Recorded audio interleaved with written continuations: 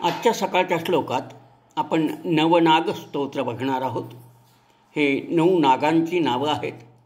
ती याप्रमाणे: अनंतं वासुकिं शेषं पद्मनाभं च कंबलं शंखपालं धृतराष्ट्रं च तक्षकं कालियं तथा एतानि नवनामानि नागानां च महात्मनः सायंकाले पठे नित्यं प्रातःकाले विशेषतः तस्य विषभयं नास्ति सर्वत्र विजयी भवेत.